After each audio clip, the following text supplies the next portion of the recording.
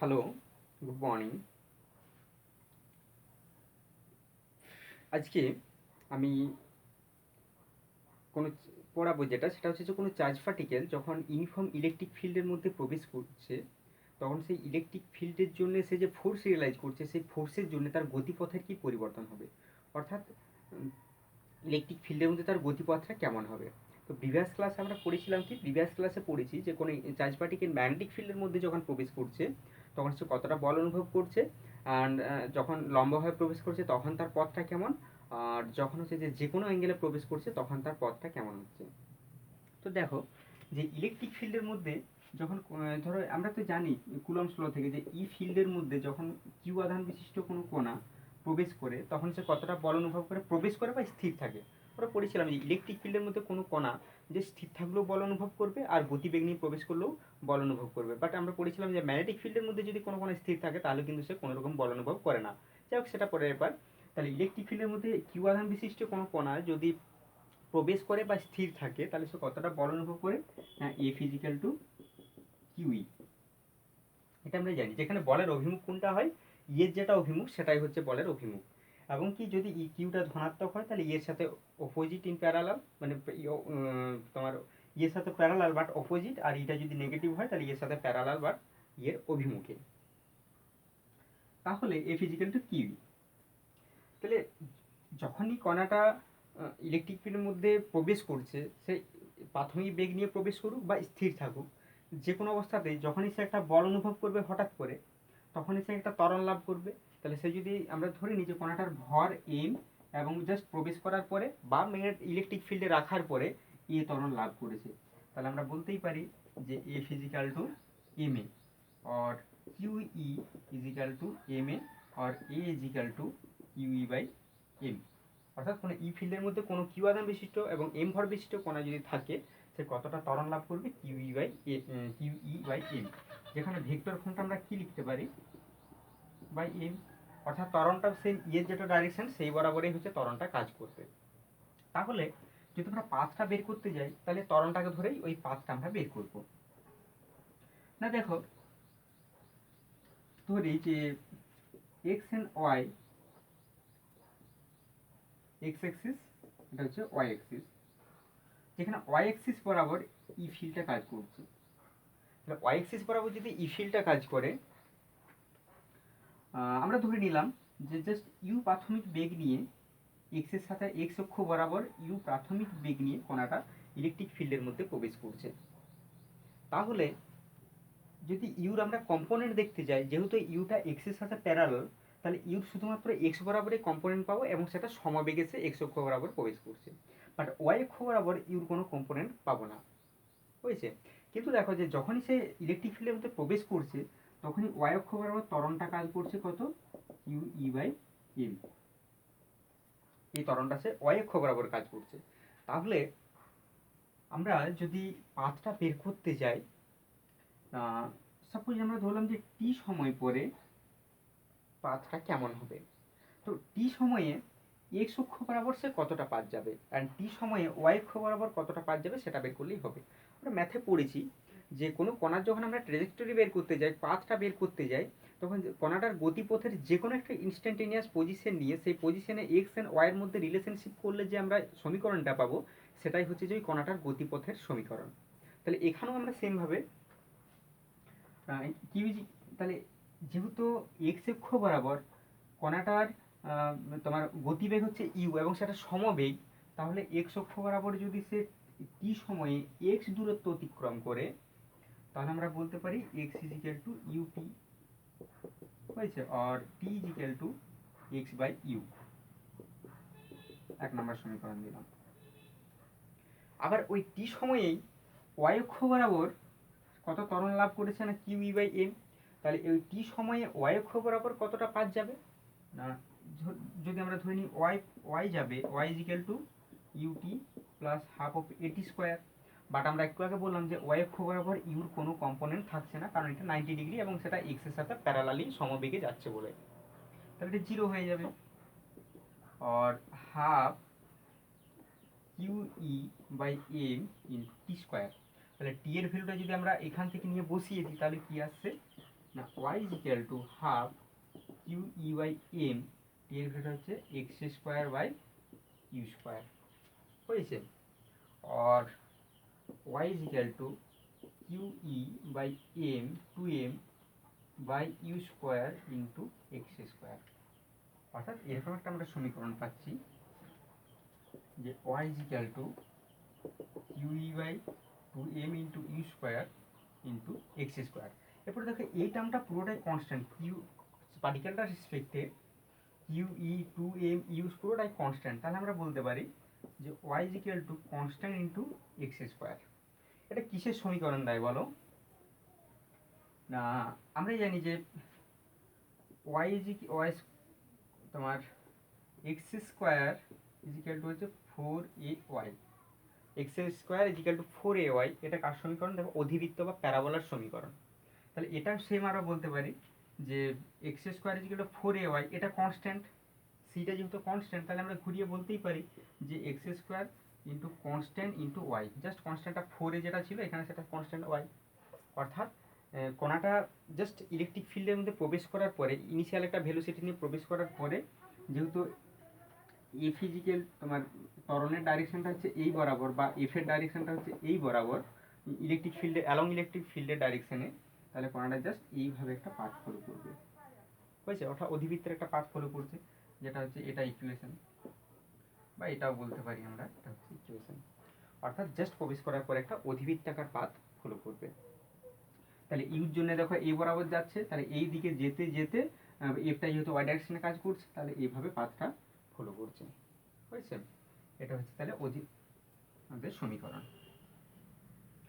Next,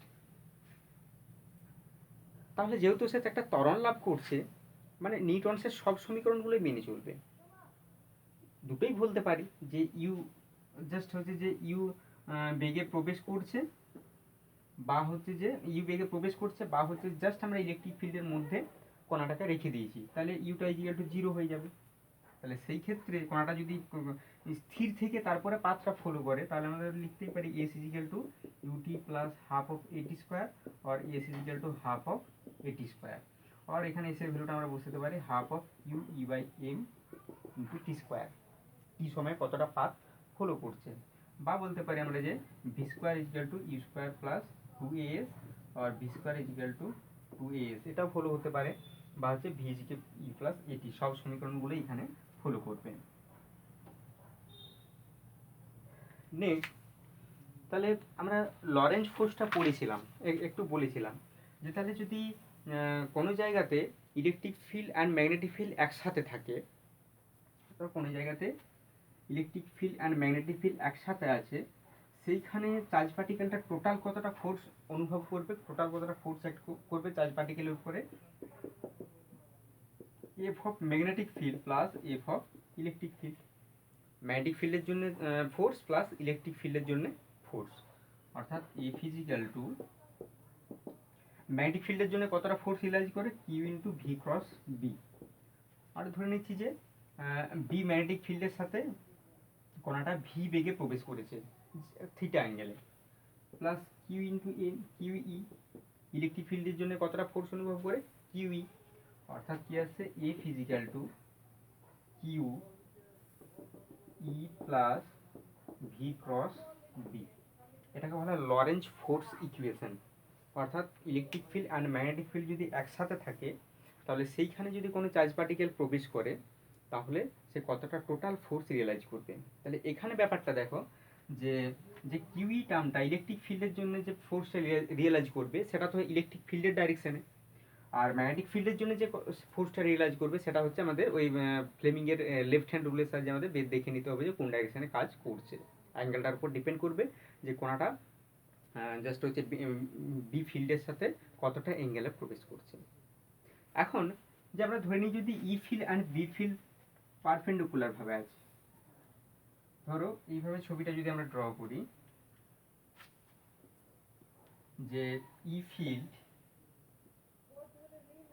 suppose x axis হচ্ছে এটা, এটা হচ্ছে যে ওয়াই এক্সিস, এটা জেড এক্সিস। তাহলে আমরা ধরেছি যে এক্স অক্ষ বরাবর ই ফিল্ড কাজ করছে, ওয়াই অক্ষ বরাবর বি ফিল্ড কাজ করছে। এবং কণাটা তাহলে তোমার electric field and magnetic field দুটোই হচ্ছে পরস্পরের সাথে লম্বভাবে অবস্থান করেছে, electric field and magnetic field. কণাটাও আবার ইলেকট্রিক ফিল্ডের সাথেও লম্বভাবে প্রবেশ করছে, আবার ম্যাগনেটিক ফিল্ডের সাথেও লম্বভাবে প্রবেশ করছে। তাহলে অর্থাৎ আমরা বলবো কণাটা যদি জেড এক্সিস বরাবর যায় তাহলে কি হবে না, দেখো কণাটার উপরে কিউ আধান বিশিষ্ট কণাটার উপরে ই ফিল্ডের ডাইরেকশনটা কোনটা হবে না, এই বরাবর। যেটা ইয়ের ডাইরেকশন সেটা হচ্ছে তোমার এফ ইয়ের ডাইরেকশন, ইলেকট্রিক ফিল্ডের জন্য যে ফোর্স।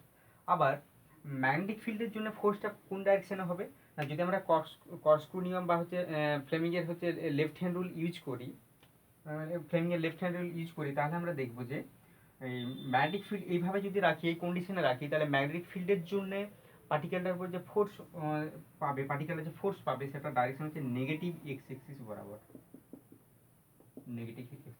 তাহলে দেখো ইলেকট্রিক ফিল্ডের জন্য ফোর্সটা হচ্ছে পজিটিভ এক্স এক্সিস বরাবর এবং ম্যাগনেটিক ফিল্ডের জন্য ফোর্সটা হচ্ছে নেগেটিভ এক্স এক্সিস বরাবর। তাহলে কোনো কারণে যদি ইলেকট্রিক ফিল্ড আর ম্যাগনেটিক ফিল্ড সমান হয়ে যায়, মানে ইলেকট্রিক ফিল্ডের জন্য ফোর্স কণাটার উপরে প্রযুক্ত ইলেকট্রিক ফিল্ডের জন্য ফোর্স আর ম্যাগনেটিক ফিল্ডের জন্য ফোর্স যদি কোনো কারণে সমান হয়ে যায়, সেই ক্ষেত্রে কণাটার জাস্ট লব্ধি বলটা জিরো হয়ে যাচ্ছে, কণাটার উপরে রেজাল্টেন্ট ফোর্সটা জিরো হয়ে যাচ্ছে। কেন কি ইলেকট্রিক ফিল্ডের জন্য ফোর্স আর ম্যাগনেটিক ফিল্ডের জন্য ফোর্স ইন অপোজিট ডাইরেকশনে আছে, অর্থাৎ কণাটার তখন গতিপথের কোনো পরিবর্তন হবে না, সে যেমন জেড এক্সিস বরাবর যাচ্ছিল সেই একইভাবে জেড এক্সিস বরাবর বেরিয়ে চলে যাবে। এটাকে আমরা কি বলি তোমার ভেলোসিটি ফিল্টার কন্ডিশন। এই যে ইলেকট্রিক ফিল্ড আর ম্যাগনেটিক ফিল্ডকে একসাথে রেখে তাদের সাথে লম্বভাবে কোনো কণাকে সোজাসুজি পাঠিয়ে দেওয়ার এই যে কন্ডিশনটা, এটাকে বলা হয় বেগ ফিল্টার কন্ডিশন। ধরো অনেকগুলো পার্টিকেল আছে কোনো একটা জায়গাতে, তারা সবাই ইলেকট্রিক ফিল্ড আর ম্যাগনেটিক ফিল্ডের মধ্যে দিয়ে যাচ্ছে, তো আমরা কন্ডিশন অ্যাপ্লাই করে যে পার্টিকেলটাকে আমরা ফিল্টার করব সেই পার্টিকেলটার উপরে যেন ইলেকট্রিক ফিল্ড আর ম্যাগনেটিক ফিল্ডের অপোজিট ডাইরেকশনে কাজ করে এবং রেজাল্টেন্ট ফোর্সটা পার্টিকেলটার উপরে যদি জিরো করতে পারি আমরা, তাহলে কি হবে, অনেকগুলো পার্টিকেল যাচ্ছিল বাট ওই পার্টিকেলটা সোজা বেরিয়ে চলে যাবে, বাকি যে পার্টিকেল রেস্ট পার্টিকেলগুলো থাকবে তারা বিভিন্ন দিকে ডিফ্লেক্টেড হয়ে যাবে। সেই জন্য আমরা কি বলছি, এটা হচ্ছে বেগ ফিল্টার কন্ডিশন হয়েছে। নেক্সট যে দেখো পড়বো আমরা প্রবাহের উপর চুম্বকের ক্রিয়া। তাহলে action of a magnet on a current. তাহলে এতক্ষণ আমরা কি পড়েছি না, কোনো চার্জ পার্টিকেলের উপর magnetic field and electric field কীভাবে ফোর্স দেয় এবং তার পাথের কী পরিবর্তন হয়। এরপরে আমরা পড়বো যে কোনো পরিবাহীর উপরে, কোনো কারেন্ট কন্ডাক্টরের উপরে ইলেকট্রিক ফিল্ড ম্যাগনেটিক ফিল্ড কীভাবে ফোর্স অ্যাপ্লাই করে, অর্থাৎ action of a magnet on a current. তো কারেন্ট মানে আমরা কি জানি যে ফ্লো অফ চার্জ একটা কন্ডাক্টরের রেসপেক্টে বলবো ফ্লো অফ চার্জ পার্টিকেল, আর যে কোনো এনি জায়গায় মানে যে কোনো প্লেসে ইন জেনারেলে কি বলবো, flow of charge is called current. Rate of change of flow of charge in a certain circular area is known as current. অর্থাৎ একটা নির্দিষ্ট ক্ষেত্রফলের মধ্য দিয়ে যতগুলো চার্জ পার্টিকেল বা আয়ন প্রতি একক সময়ে পাস করছে সেটাকে আমরা কি বলছি, কারেন্টের মান। তাহলে অর্থাৎ কারেন্ট বলতে হচ্ছে ফ্লো অফ চার্জ পার্টিকেল। তাহলে আবার একটা চার্জ পার্টিকেলের উপর কতটা বল দিচ্ছে কোনো ম্যাগনেটিক ফিল্ড সেটা আমরা বের করে নিয়েছি। তাহলে আমরা ধরলাম যে কোনো একটা পরিবাহী এভাবে আছে, যেখানে পরিবাহীটাতে আই কারেন্ট যাচ্ছে। তাহলে পরিবাহীতে যদি আই কারেন্ট যায় এবং যে ম্যাগনেটিক ফিল্ডের মধ্যে এই পরিবাহীটাকে আমরা রেখেছি সেই ম্যাগনেটিক ফিল্ডের মান হচ্ছে বি, এবং ওই ম্যাগনেটিক একটা ক্ষুদ্র অংশ পরিবাহের একটা ক্ষুদ্র অংশ নিচ্ছি, সেই ক্ষুদ্র অংশটা বি এর সাথে থিটা অ্যাঙ্গেলে আছে। ডি এর একটা ক্ষুদ্র অংশ নিয়েছি, যে ডি এর ক্ষুদ্র অংশটা বি এর সাথে ম্যাগনেটিক ফিল্ডের সাথে থিটা অ্যাঙ্গেলে আছে। তাহলে বলে যে আমরা জানি কি I is equal to D Q D T, তাই তো আমরা জানি I is equal to Q by T, প্রতি একক সময়ে কতগুলো আধান যাচ্ছে সেটা আমরা কি লিখতে পারি, I is equal to D Q D T, instant ক্ষুদ্র সময়ের সাপেক্ষে। তাহলে এই ডিএল যে ক্ষুদ্র অংশটা নিয়েছি, সেই ডিএল ক্ষুদ্র অংশে আধান যদি আমরা ডিকিউ ধরে নিই, যে ডিএল ক্ষুদ্র অংশটা নিয়েছি সেখানে প্রতি একক সময়ে ডিকিউ পরিমাণ আধান পাস করছে, বুঝছে, বা নির্দিষ্ট সময়ে ডিকিউ পরিমাণ আধান পাস করছে। তাহলে এই ডিএল ক্ষুদ্র অংশটা বি ম্যাগনেটিক ফিল্ডের জন্য কতটা ফোর্স অনুভব করবে না, EF is equal to dq into V cross B, তাই তো, যদি ভি ক্রস বি চার্জ পার্টিকেলের গতিবেগ আমরা ধরছি ভি, যেখানে ভি সমান আবার কত, ভি সমান হচ্ছে যে ডিএল ডিটি।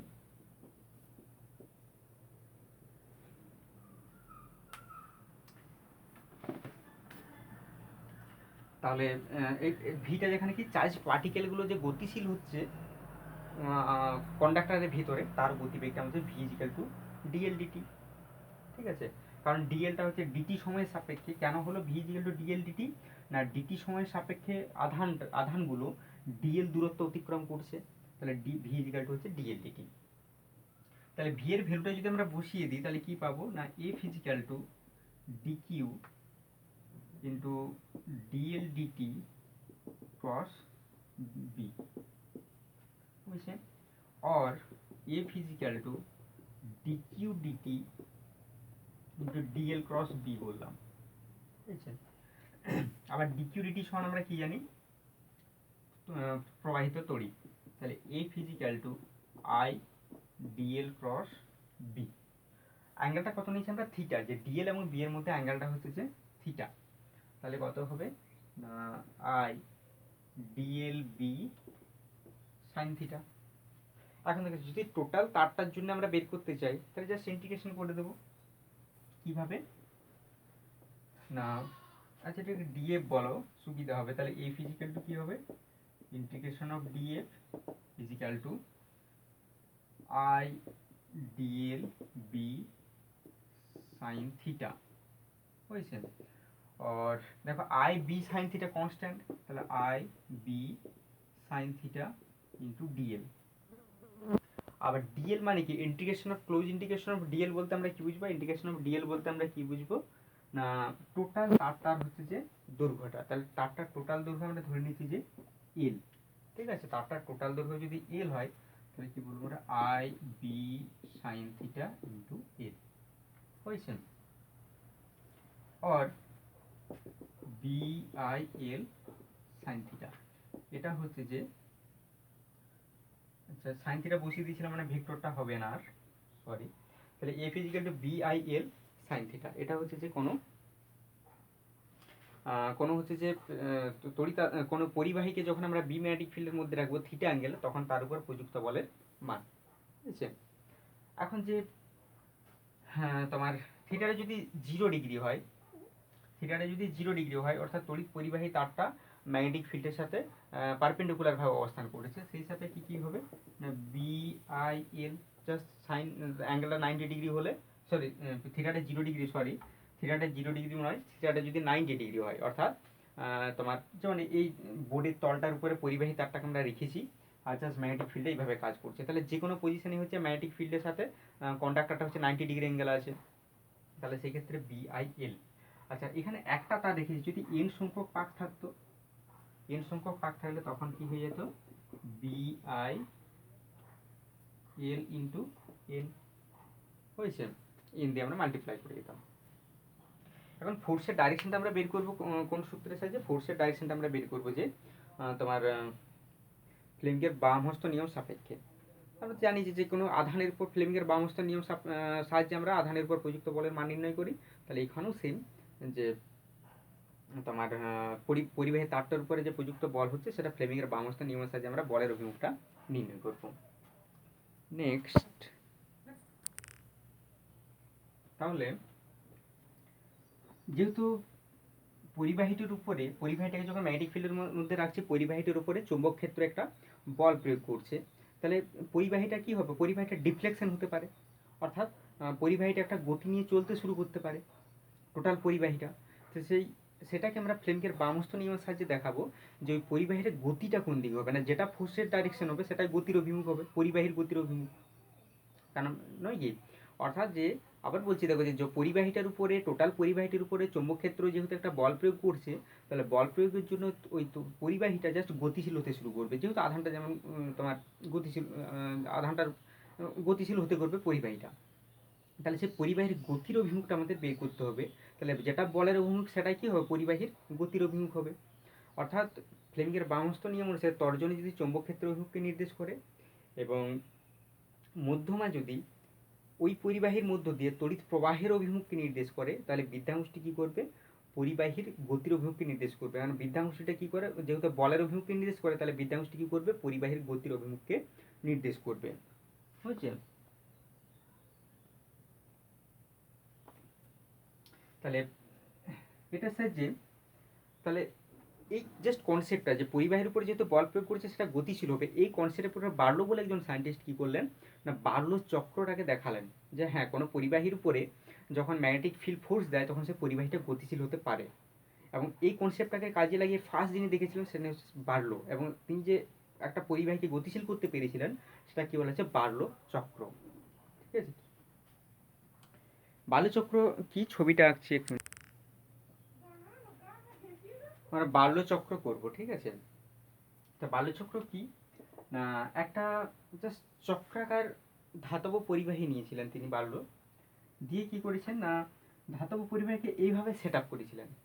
একটা জাস্ট ইউ আকৃতির চুম্বক এইভাবে নিয়েছেন, জাস্ট ইউ আকৃতির চুম্বকটাকে তিনি এইভাবে অ্যাকচুয়ালি বসিয়েছেন। জাস্ট 3 ডাইমেনশনাল ফিগার, এটাকে তোমাদের জাস্ট ইমাজিন করতে হবে একটু। আবার এই অনলাইনে পড়া না, জাস্ট একটু বোঝাতে কষ্ট, বাট তোমরা একটু কষ্ট করবে, জাস্ট ইমাজিন করবে। তাহলে এইভাবে ইউ আকৃতির চুম্বকটাকে নিয়েছি, এটা ধরো নর্থ পোল আর এটা হচ্ছে যে সাউথ পোল। ঠিক আছে, আর এটার ভিতরে জাস্ট এরকমভাবে চক্রটাকে বসানো আছে। ঠিক আছে, তাহলে এটার ভিতরে চক্রটাকে এইভাবে বসানো আছে। তাহলে কি হচ্ছে না, আর এই জাস্ট চক্রটাকে এমনভাবে বসানো আছে যে এই ইউ আকৃতির চুম্বকটার মাঝখানে একটা পারদ পাত্র আমরা রেখেছি, সেই পারদ পাত্রটার সাথে জাস্ট এই ধাতব চক্রটার একটা জাস্ট এইটুকু অংশ লেগে আছে। জাস্ট একটা যে দাঁড়াগুলো আছে, সে দাঁড়াগুলোর একটা ক্ষুদ্র অংশ হচ্ছে যে পারদটার সাথে লেগে আছে, পারদটা পরিবাহী। তাহলে কি করেছি, আমরা একটা ব্যাটারির সাথে জাস্ট চক্রটাকে লাগিয়েছি, ব্যাটারির ধনাত্মক প্রান্তের সাথে, আর নেগেটিভ প্রান্তের সাথে আমরা পারদটাকে লাগিয়েছি। তাহলে যখনই আমরা এখানে সুইচ হচ্ছে যে অন করব, ঠিক আছে, সুইচ অন করব, তখন এটা দিয়ে কারেন্ট ফ্লো হবে, কারেন্ট ফ্লো হয়ে ধাতব যে চাকতিটা বা চক্রটা নিয়েছি সেটার থ্রু দিয়ে পারদটা পরিবাহী পারদের থ্রু দিয়ে এখানে সার্কিটটা কমপ্লিট করছে। তাহলে যখনই তাকে এটা থ্রু দিয়ে কারেন্ট যাচ্ছে, তাহলে তখনই চাকাটা ঘুরবে। কেমনভাবে ঘুরবে না, দেখো তর্জনী, আমরা জানি যে তর্জনী যদি চৌম্বক ক্ষেত্রের অভিমুখকে নির্দেশ করে, তাহলে 3 ডাইমেনশনাল ফিগার এইভাবে বলো যে তর্জনী ধরো এইভাবে চৌম্বক ক্ষেত্রটাকে ইন্ডিকেট করছে। তাহলে তর্জনী চৌম্বক ক্ষেত্র অভিমুখ নির্দেশ করছে। মধ্যমা কি করে, মধ্যমা হচ্ছে যে তড়িৎ প্রবাহের অভিমুখকে নির্দেশ করে। এখানে তড়িৎ প্রবাহ কোন দিকে, নিচের দিকে। তাহলে তড়িৎ প্রবাহ কি করছে, নিচের দিকে কাজ করছে জাস্ট। তাহলে বৃদ্ধাঙ্গুষ্ঠী কি করবে, বৃদ্ধাঙ্গুষ্ঠী কি করবে না, বৃদ্ধাঙ্গুষ্ঠী তড়িৎ পরিবাহীর উপরে প্রযুক্ত বলের অভিমুখ, অর্থাৎ তড়িৎ পরিবাহীটা কোন দিকে ঘুরবে, তড়িৎ পরিবাহীটার সরণের অভিমুখকে মানে বেগের অভিমুখকে নির্দেশ করবে। তাই তো, যেটা বলের অভিমুখ সেটাই হবে তার বেগের অভিমুখ। তাহলে জাস্ট এরকম হচ্ছে, অর্থাৎ দেখো এই যে বৃদ্ধাঙ্গুষ্ঠী এদিকে ইন্ডিকেট করছে, মানে কি হবে, চাকাটা জাস্ট এই বরাবর সরে যাবে একটুখানি, এই যে এখানে একটা লেগেছিল সেটা সরে চলে যাবে, তোমার জাস্ট এইভাবে সরে চলে যাচ্ছে। ঠিক আছে, আচ্ছা দেখো একটুখানি অংশ লেগে আছে, যেই পারদটা ছেড়ে এই দাঁড়াটা অংশ দাঁড়ের অংশটা সরে যাচ্ছে, তখন তখন হচ্ছে দেখো সার্কিটটা ওপেন সার্কিট হয়ে যাচ্ছে, তখন কারেন্ট ফ্লো হচ্ছে না।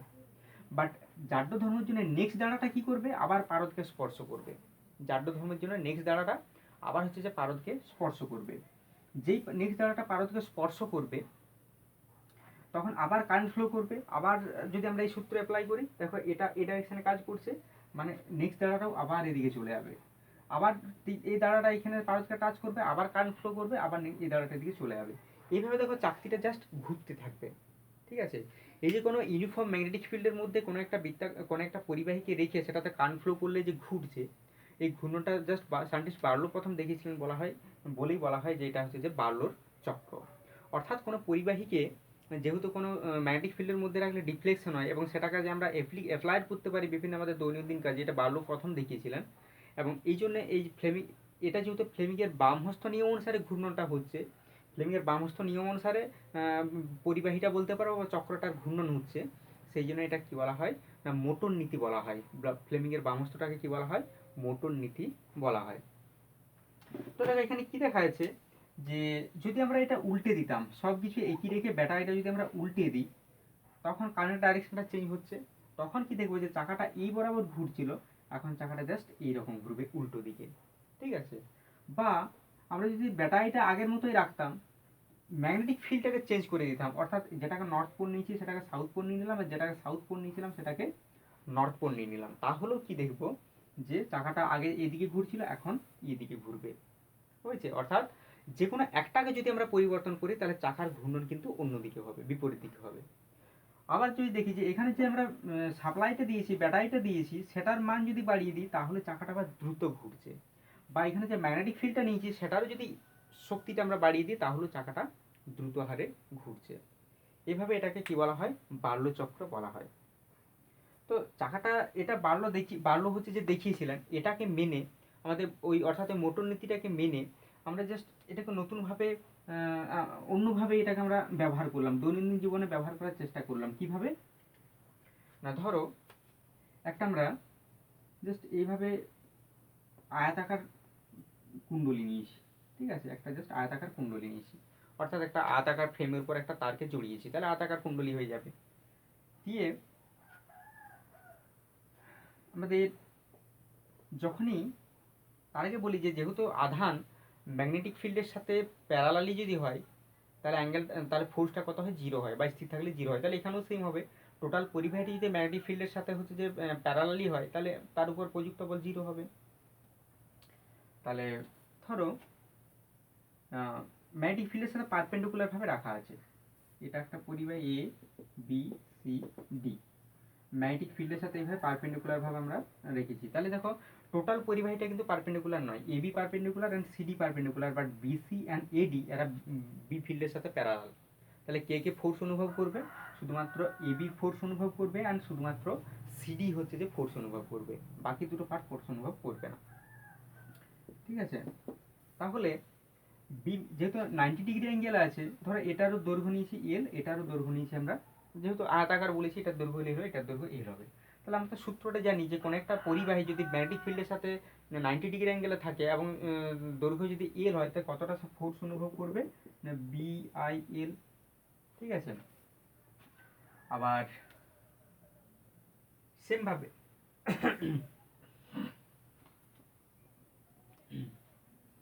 আবার সেম এটাও সিডিও কি করবে? Just B I L force অনুভব করবে, সিডি যে পার্টটা আছে। কিন্তু দুটোর অভিমুখ আলাদা হবে, কারণ দেখো এবি যে তারটা তার উপর প্রযুক্ত বলটা, তার উপর কারেন্টের মান হচ্ছে উপর দিকে, আর সিডি যে পার্টটা তার উপর কারেন্টের অভিমুখ হচ্ছে যে নিচের দিকে, তাহলে বলের অভিমুখটা আলাদা হবে এবং ওই দুটো বল দেখো প্যারালাল হবে।